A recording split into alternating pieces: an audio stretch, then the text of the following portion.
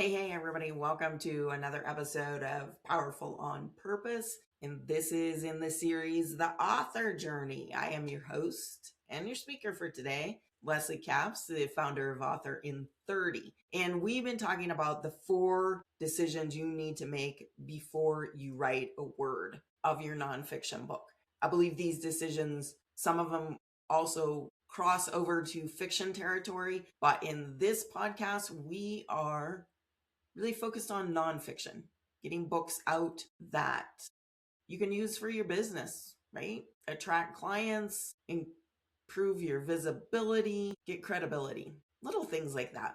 So today is decision 3. We've already talked about the reader, who you're talking to, right? The promise, where are you taking them?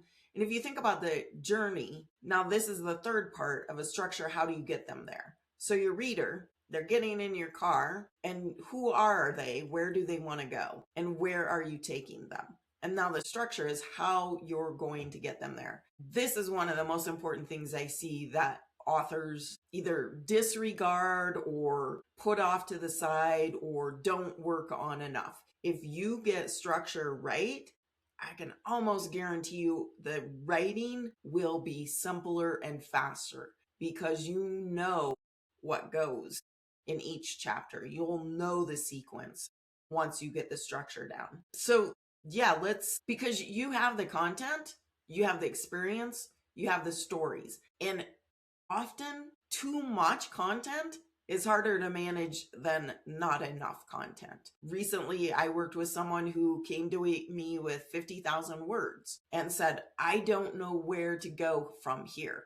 Well, it was because those 50,000 words were only 2 chapters. So either we're writing a textbook or we got to figure out, what do we want this book to do? Maybe we break up the content into multiple books. Maybe we take out some of the content and it lives as people get it in addition to the book or because they've read the book and now they want more. But 2 chapters, 50,000 words, it's not going to work for your average reader, right? So that, often this idea of I got so much content, how do I even start? It's always with the structure, such an important aspect of writing. So it really becomes that question of what belongs, what doesn't belong, because we've talked about the reader, right? We know what they are coming to us for. We know in decision 2 what we're saying. If you read this book from beginning where you are now to end, this is where I'm going to take you. And the structure now is a vehicle that says, we're making sure we get person from A to B. And what are the steps? What is the sequence? How do we make this journey enjoyable for them? Are we missing any steps? Have we, as we begin to write, then our structure will evolve too. But we can tell, wait a minute, we forgot this step in there because our reader is going to be lost. And it seems silly, right, to talk it on this end, because we know our stuff, right? We know the steps, but we need to remember what it was like before we knew that. And oftentimes there's critical pieces of information that we assume everyone knows. I'll tell you, when I was writing my book, Turn Your Story into Business Gold, because it was a very short timeline, I had beta readers reading basically right alongside me, right? As soon as I got a chapter done, they had the capability to be able to read it. And one gal said, and it's a common marketing term, maybe it was even ROI. I'm not sure that it was that, but it was something along those lines. She said, I don't know or understand what that term means. And I was like, a huge epiphany, right? Thank you to her for calling me out. But also, we talk in jargonese because that is the world we know. And how do we make sure that we don't do that for our reader? How do we create a system that maybe people enter at a little bit of different stage?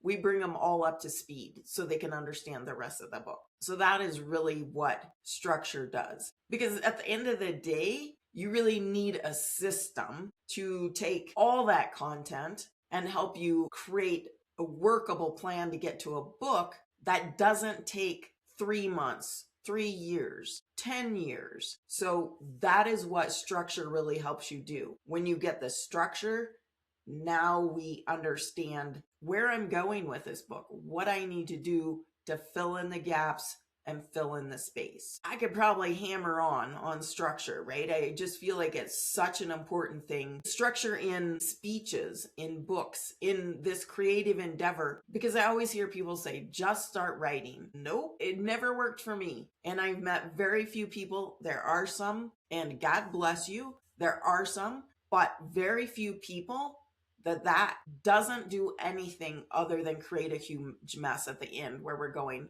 I'm drowning in words.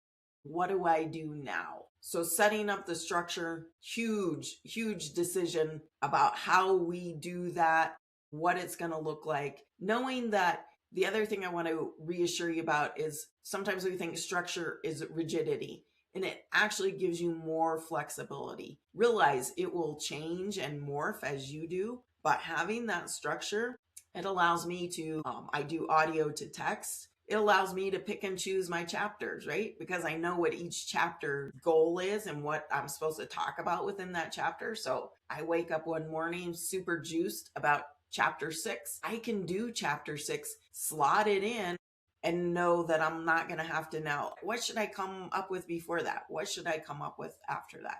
Again, why we're talking about decisions, right? Because making some of these major decisions will really simplify on the other end.